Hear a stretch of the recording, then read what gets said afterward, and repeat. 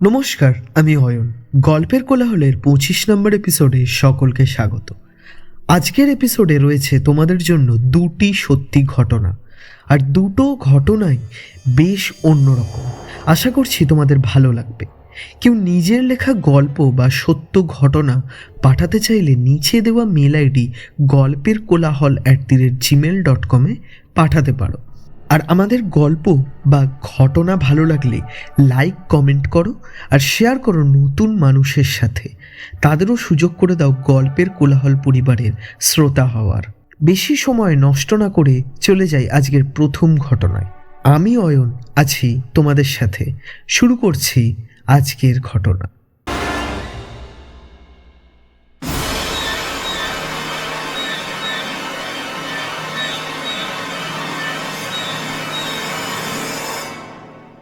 আমার নাম মালবিকা চট্টোপাধ্যায়। আমার বাড়ি বীরভূম জেলায়। আজ আমি গল্পের কোলাহল চ্যানেলে যে ঘটনাটা লিখে পাঠাচ্ছি সেটা আমার সাথে ঘটে যাওয়া এক ভয়ানক সত্য ঘটনা। এই ঘটনাটা আমার জীবনে এমন এক অধ্যায় যেটা আজও ভাবলে আমার শরীর ঠান্ডা হয়ে যায়। কিছু মানুষ আমার এই ঘটনাটা শুনে কাকতালীয়, মনের ভ্রম এসব ভাবে, কিন্তু আমি জানি সবই ভ্রম নয়। কিছু জিনিস এমন আছে যেটা সত্যি হয়ে থাকে, আর যাদের সাথে সেটা হয় তারা সেটা বিশ্বাস করে। সময়টা ছিল 2018 সালের বৈশাখ মাস। আমার বাপের বাড়ি হচ্ছে নিউ টাউনে। আমি তখন কয়েক বছর পাঞ্জাবে ছিলাম চাকরির সূত্রে। ওখানকার জীবন ছিল ছিমছাম। ফ্ল্যাট, নিজের কাজ, নিজের মতো থাকা। ওখানকার শুষ্ক আবহাওয়া, খাওয়া দাওয়া সব কিছুর সঙ্গেই আমি মানিয়ে নিয়েছিলাম। কিন্তু এরই মাঝে হঠাৎ আমার বাবা ফোন করে একদিন আমাকে, মালু, তোর বিয়ে ঠিক হয়েছে। ছেলের বাড়ি গ্রামে, বীরভূম জেলার নলহাটি থানার কাছে দেবগ্রাম নামের এক শান্ত গ্রামে। আমি প্রথমে একটু ভয় পেয়েছিলাম, কিন্তু বাবা বলেছিল ভালো ভদ্র পরিবার। কিছু মাসের মধ্যেই আমাদের বিয়ে হলো। সব ঠিকঠাকই চলছিল। সমস্যা শুরু হলো আমার শরীর নিয়ে। গ্রামের আর্দ্রতা, গরম, রাতে ঘাম হতো খুব। এক সপ্তাহের মধ্যেই আমার গায়ে লালচে দাগ, চুলকানি আর অদ্ভুত জ্বালা শুরু হলো। ডাক্তার বলল ফাঙ্গাল ইনফেকশন। মলম, ওষুধ সব দিয়েছিল, কিন্তু কিছুতেই পুরো সারছিল না। একদিন সন্ধ্যায় শাশুড়ি আমার ঘরে এসে বললেন, মা, ডাক্তারের কথা সবসময় কাজ দেয় না। আমরা আগেকার দিনের মানুষ, আমরা কিছু ঘরোয়া পদ্ধতি জানি। তারপর ধীরে ধীরে বলেছিলেন, নিম পাতা, কাঁচা হলুদ, টক দই, এই তিনটে একসাথে বেটে গায়ে মাখবি। আমি হেসেছিলাম, কিন্তু বিশ্বাসও করেছিলাম, কারণ উনি বলেছিলেন ওনার নিজের শরীরেও হয়েছিল। এক সপ্তাহে সেরেও গিয়েছিল। তাই আমি জিনিসটা মাখা শুরু করলাম। প্রথম 7 দিন দিনের বেলা মাখতাম, আধ ঘন্টা রেখে স্নান করে নিতাম। কিন্তু আশ্চর্যের বিষয়, ইনফেকশন কমা তো দূরের কথা, গন্ধটা যেন শরীরের ভেতরে ঢুকে যাচ্ছিল। এক ধরনের বিচ্ছিরি গন্ধ, যেন মনে হতো আমার শরীরের সাথে ঘুরছে। কাঁচা হলুদ, নিমপাতার তেঁতো আর টক দইয়ের টক গন্ধ। রাতে শুয়ে থাকলে মনে হতো ঘরের বাতাস ভারী হয়ে যাচ্ছে। দম বন্ধ হয়ে যেত আমার ওই গন্ধে। আমি কাউকে কিছু বলিনি। একদিন রাতে শাশুড়ি বলেছিলেন, দিনের বেলা যদি এটা কাজ না হয় রাতে খাওয়া দাওয়ার পরে মাখতে আর ভোরে স্নান করে নিতে। আমি রাজি হলাম। বৈশাখ মাসের গরমে ঘুম আসত না এমনিতেই। সেই রাতটা ছিল অমাবস্যার আগের রাত। আমি তখন জানতাম না, পরে জেনেছি। রাত 10:30, খাওয়া দাওয়া শেষ করে আমি সেই পেস্টটা গায়ে মাখলাম। নিমের তেঁতো গন্ধ, কাঁচা হলুদের কাঁচা ঝাঁঝ আর টক দইয়ের ভাব, সব মিলিয়ে একটা অদ্ভুত গন্ধ। ওসব মেখে ঘুমিয়ে পড়েছিলাম। সেদিন আমার বর কাজের জন্য শহরে গিয়ে আর ফিরতে পারেনি। তার এক বন্ধুর বাড়িতে থেকে গেছিল। ঘরে আমি একাই শুয়েছিলাম। হঠাৎ মাঝরাতে ঘুম ভেঙে গেল। মনে হলো কেউ আমার কানের কাছে ফিস ফিস করে কিছু বলছে। চোখ খুলে দেখলাম ঘর অন্ধকার। গলা শুকিয়ে গিয়েছিল। জল খেতে উঠেছিলাম। বাথরুমটা ছিল উঠোনের ওপাশে। ভাবলাম একবার বাথরুমেও যাই। ঘর থেকে বেরোতেই মনে হলো পেছনে কেউ দাঁড়িয়ে আছে। আমি উঠোনের মাঝখানে দাঁড়িয়ে আর চোখে দেখলাম সত্যি একজন দাঁড়িয়ে আছে ঘরের দরজার সামনে। পাটা আমার চোখে পড়ল, পায়ে যেন কিছু সে মেখে রয়েছে। আমি দৌড়ে বাথরুম গিয়ে দরজা বন্ধ করে দিয়েছিলাম। ঠিক তখনই দরজার বাইরে হালকা নখের আঁচড়ের শব্দ কানে এলো আমার। আমি ভাবলাম বেড়াল। তারপর ভালো করে শুনে বুঝলাম আওয়াজটা মাটির অনেক উঁচু থেকে আসছে, ঠিক দরজার মাঝখানে। আমার ভয় গলা শুকিয়ে যেতে শুরু করলো। মনে হলো যাকে আমি দরজার বাইরে দেখলাম সে কি বাথরুমের সামনে এসে দাঁড়িয়ে নখ দিয়ে আঁচড় কাটছে। আমি বাথরুম থেকে বেরিয়ে ঘরে যাব কি করে কিছুই বুঝতে পারছিলাম না। আঁচড়ের শব্দটা আবার হলো। কোনো রকমে আমি দরজাটা খুলে দৌড়ে ঢুকে দরজাটা বন্ধ করে হাঁপাচ্ছিলাম। আমি পেছন দিকে দেখিনি একবারও। সারা বাড়ির লোক সবাই ঘুমোচ্ছে তখন, চারিদিক নিস্তব্ধ। আমি হয়তো ভুলভাল দেখছিলাম বা শুনছিলাম। নিজেকে সাহস জোগালাম, গিয়ে শুয়ে পড়লাম। চোখ লেগে গেছিল। কিছুক্ষণ পর একটা অদ্ভুত শব্দ এলো আমার কানে। আমি চুপ করে শুয়ে থেকে আবার শুনলাম। সত্যি একটা কড়মড় করে শব্দ হচ্ছে। নিচে থেকে শব্দ হচ্ছে মনে হলো। খাটের নিচে কেউ বসে আছে। আমার বুক ধক ধক করতে লাগলো। আমি নিজেকে বললাম, ভয় পাস না, ইঁদুর।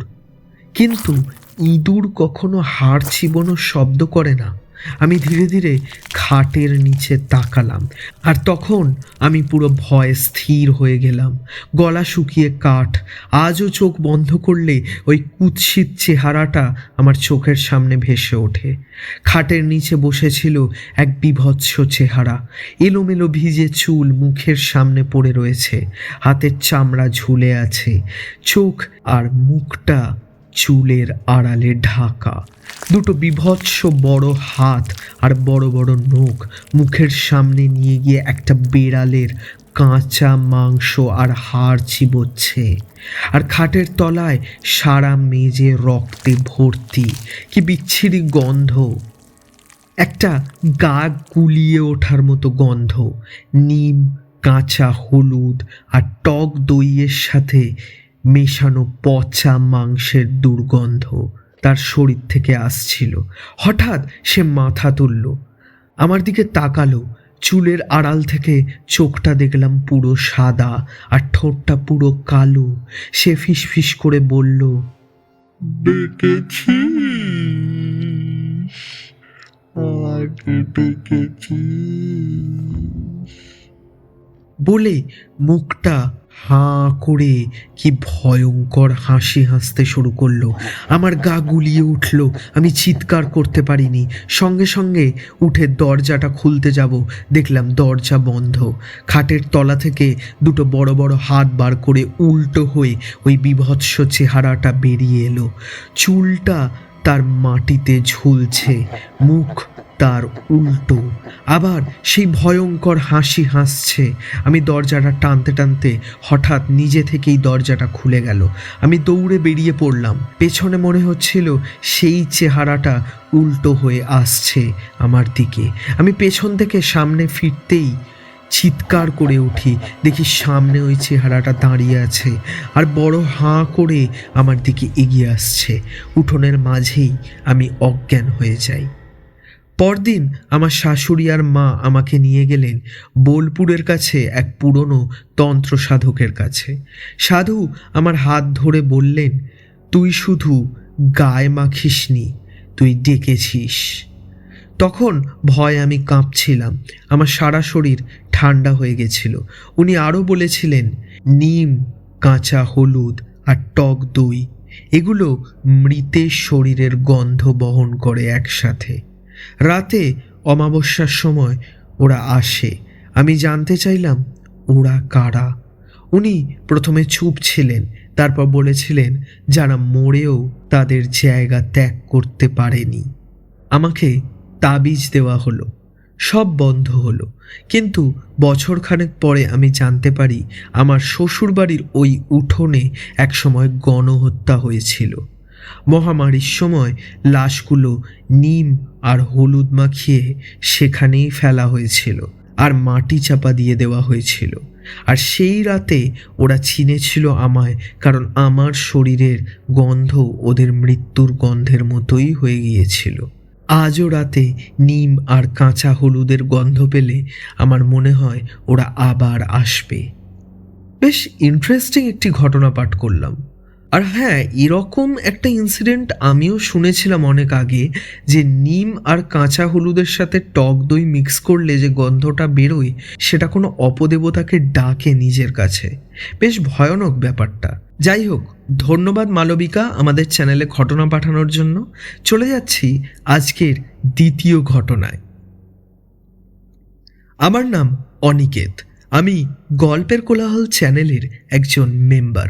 1 মাস হয়েছে আমি এই চ্যানেলের গল্প শোনা শুরু করেছি। সব ঘটনাগুলোই আমি শুনেছি এবং তারপরই আমার মনে হয়েছে যে আমি নিজে আমার শোনা এক অলৌকিক ঘটনার কথা এই চ্যানেলের মাধ্যমে সবাইকে বলবো। এই ঘটনাটা খুব অদ্ভুত, যার কোনো যুক্তিসঙ্গত ব্যাখ্যা নেই। যে বাড়ির কথা বলতে চলেছি সেটা আমার পিসির বাড়ি। পিসি, পিসেমশাই আর তাদের 2 ছেলে 4 জনই থাকতো সেখানে। আজ থেকে প্রায় 30 বছর আগের কথা। তখন গ্রাম মানেই কাঁচা বাড়ি, লণ্ঠনের আলো, আর রাতে এমন অন্ধকার যে বাইরে বেরোলে নিজের হাত দেখা যায় না। বাড়িটা গ্রামের মাঝখানে হলেও অন্যরকম ছিল, কারণ ওই জায়গাটা নিয়ে আগে থেকেই লোকে অনেক রকম কথা বলতো, কিন্তু কেউ জোরে কিছু বলতো না। একসময় গ্রামে শুরু হলো অদ্ভুত ঘটনা। একটার পর একটা বাড়িতে ডাকাতি। কেউ বলছে মুখ বাঁধা লোক, কেউ বলেছিল আবার ছুরি দা নিয়ে এসেছিল, আবার কেউ বলেছিল ওরা নাকি কাউকে দেখলে ছাড়ে না। গ্রামের লোক রাতে ঘুমোতে পারত না। সূর্য ডোবার সঙ্গে সঙ্গে দরজা জানলা বন্ধ করে দিত সবাই। পুকুর ঘাট মাঠ সব শুনশান হয়ে যেত। পিসি তখন আরও বেশি ভয়ে ভয়ে ছিল, কারণ তার 2 ছেলেই তখন খুবই ছোট। আতঙ্ক একদিন এসে পড়ল পিসিদের বাড়িতেও। সেই ঘটনাটা ঘটেছিল এক রাতে। চারিদিক নিস্তব্ধ, আকাশে তারাও ঢেকে গেছিল মেঘের আড়ালে। হঠাৎ রাতের নিস্তব্ধতা চিরে উঠল অস্বাভাবিক আওয়াজ, লোকজনের চিৎকার আর পায়ের শব্দ। লোহার কিছু একটা দিয়ে দরজা ঠোকার আওয়াজ হতে শুরু করলো। ঘরের ভেতরে সবাই জমে গেল এক জায়গায়। আমার বড় দাদা ভয়তে কাঁপতে শুরু করেছিল, আর আমার ছোট দাদা পিসির আঁচল ধরে কাঁদছিল। পিসেমশাই ফিসফিস করে বলেছিলেন ডাকাত পড়েছে, আর কোনো সন্দেহ নেই। পিসি আগলে রেখেছিল দাদাদের। ডাকাতরা যখন দরজা ভাঙার চেষ্টা করছে, ঠিক তখনই বাইরের শব্দ হঠাৎ বদলে গেল। চিৎকারের সুর পাল্টে গেল। এবার শোনা গেল ধস্তাধস্তি, কারো আর্তচিৎকার, হাড় ভাঙার মতন শব্দও শোনা গিয়েছিল। ঘরের ভেতরে সবাই থমকে গেল। ডাকাতরা তো ভেতরে ঢোকেনি, তাহলে কারা মারামারি করছে? কিছুক্ষণ পর সাহস করে আমার পিসেমশাই জানলার ফাঁক দিয়ে তাকালেন, আর যা দেখলেন তাতে তার শ্বাস আটকে গেল। এ কে? বাড়ির উঠোনে দাঁড়িয়ে আছে এক প্রকাণ্ড চেহারার মানুষ। অস্বাভাবিক লম্বা চওড়া বুক, কিন্তু শরীরে শুধু হাড় দেখা যাচ্ছে। হাত পা অস্বাভাবিক সরু আর লম্বা। হাত আর পায়ের নখ বিশাল বড়, আর তার হাতে ডাকাতরা খেলনার মতো। সে একটার পর একটা ডাকাতকে তুলে ছুঁড়ে মারছে। কারো মুখে ঘুষি, কারুর পেটে লাথি, আর কারুর গলা টিপে ধরছে, বা কাউকে তুলে আছাড় মারছে মেঝেতে। এ কি ঐশ্বরিক বল! ডাকাতরা চেঁচাচ্ছিল নিজেদের প্রাণ বাঁচানোর জন্য। সবচেয়ে ভয়ঙ্কর ব্যাপার, লোকটার মুখটা ঠিক দেখা যাচ্ছিল না, যেন তার মুন্ডুর জায়গাটা ফাঁকা। কিছুক্ষণ পর ডাকাতরা যে যেদিকে পারে পালিয়ে গেল। লোকটা দাঁড়িয়ে রইল কিছুক্ষণ, তারপর ধীরে ধীরে অন্ধকারের মধ্যে মিলিয়ে গেল। পরদিন সকালে গ্রামের সমস্ত লোক জড়ো হলো। তারা দেখল পিসির বাড়ির উঠোনে রক্তের দাগ আছে, ভাঙা লাঠি পড়ে আছে, ডাকাতদের জিনিস পড়ে আছে। সমস্ত লোকের পায়ের ছাপ আছে, কিন্তু পিসেমশাই দেখল কোনো লম্বা লোকের বড় পায়ের ছাপ নেই। এরই মাঝে গ্রামের এক বুড়ো বলেছিল ওই উঠোনে আগেও এমন হয়েছে। সে আরও বলেছিল ওই জায়গায় একসময় এক লোক থাকতো। তিনি ছিলেন স্কুল মাস্টার। খারাপ জিনিস বা অন্যায় দেখলে সে রুখে দাঁড়াতো। একদিন রাতে তার বাড়িতে ডাকাত পড়েছিল। ডাকাতদের বলের সাথে সে পেরে ওঠেনি। তার ধর থেকে মুন্ডু আলাদা করে দিয়েছিল ডাকাতরা। এই কথা শোনার পর পিসির বড় ছেলের ভিড়মি খাওয়ার অবস্থা হলো। সে তখন বলেছিল কাল রাতে ও দেখেছে ওটা মাটির ওপর পা রাখেনি, আর ওর শরীরটাই দেখা যাচ্ছিল, কোনো মাথা দেখা যায়নি। ওর চোখে শুধু জীর্ণ হাড়ের এক লম্বা চেহারার লোক ধরা পড়েছিল, যার মাথা নেই শরীরের ওপর। আর পিসেমশাই বলেছিল ওটা নাকি উঠোনের মাঝখানে একটু ওপরে ভাসছিল। যে জায়গায় তাকে দেখা গেছে, গ্রামের সেই বুড়ো সেই জায়গা দেখে বলল যে এই সেই জায়গা যেখানে বহু বছর আগে মাস্টারকে মেরে ফেলা হয়েছিল। আজও নাকি রাতে কেউ যদি ভুল করে সেই বাড়ির ভেতরে ঢুকে কোনো ভুল কাজ করতে যায়, তাহলে সেই মাস্টারের স্কন্ধকাটা দেহ রুখে দাঁড়ায়। ধন্যবাদ অনিকেত আমাদের চ্যানেলে গল্প পাঠানোর জন্য। আর আমি সবথেকে খুশি আরও যে আমাদের চ্যানেলটা ছোট হলেও তোমাদের মতো কত মানুষের ভালোবাসা পাচ্ছে এই গল্পের মাধ্যমে। কোন ঘটনাটি বেশি ভালো লাগলো প্লিজ কমেন্ট করে জানাও। লাইক, শেয়ার অ্যান্ড সাবস্ক্রাইব করতে কিন্তু ভুলো না।